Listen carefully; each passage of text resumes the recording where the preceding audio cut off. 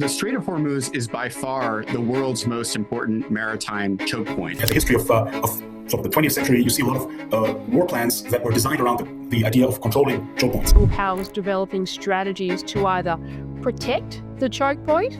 This is the mother of all choke points. What if I told you that the global economy, everything from your food to your phone to your fuel, depends on a handful of narrow waterways, so fragile that a single ship or a few missiles can bring it all to a halt? For 6 days in 2021, one container ship did exactly that. And today, entire wars are being shaped by these same bottlenecks. This is the story of global choke points.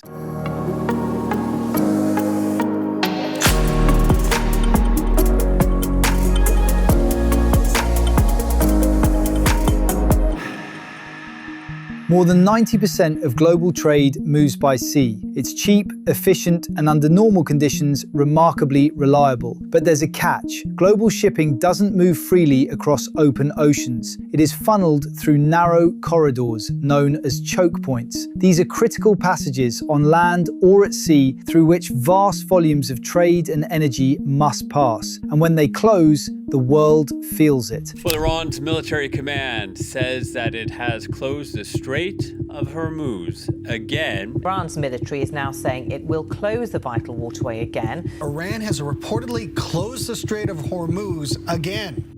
Choke points come in two forms: natural, shaped by geography, and artificial, engineered by humans. But not all choke points are equal. Human-built ones are often more fragile because engineering constraints mean they are narrower, more rigid, and easier to block. They're designed to minimize cost, not maximize resilience. Take the Suez Canal. Built in the 19th century, it connects the Mediterranean to the Red Sea, cutting the distance between Europe and Asia dramatically. For the British Empire, it was a strategic lifeline to India. Today, it remains one of the most critical arteries of global trade. But in 2021, everything stopped. One of the world's largest container ships has turned sideways and blocked all traffic in Egypt's Suez Canal. It is still stuck, but now heavy dredging equipment has been moved in to try to free the giant vessel, Ever Given, and unplug the Suez Canal.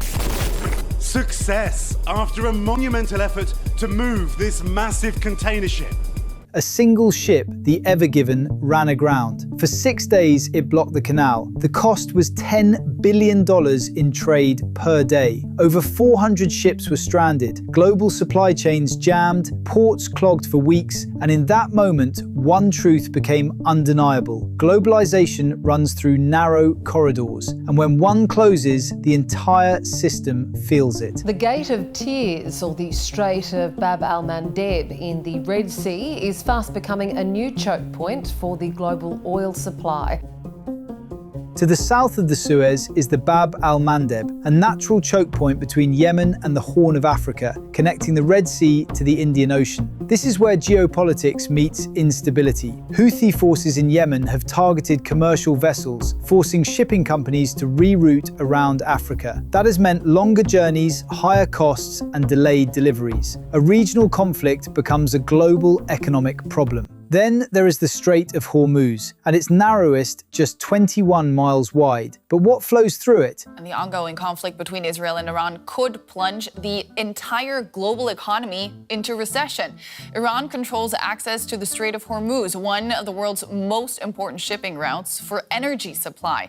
This is the artery of the global energy system, and Iran sits on one side of it. With its mines, missiles, fast attack craft, and submarines, Iran doesn't need to defeat a superpower. It just needs to deny access. And that's exactly what we've seen. A narrow stretch of water has been used to hold the world's most powerful military at bay.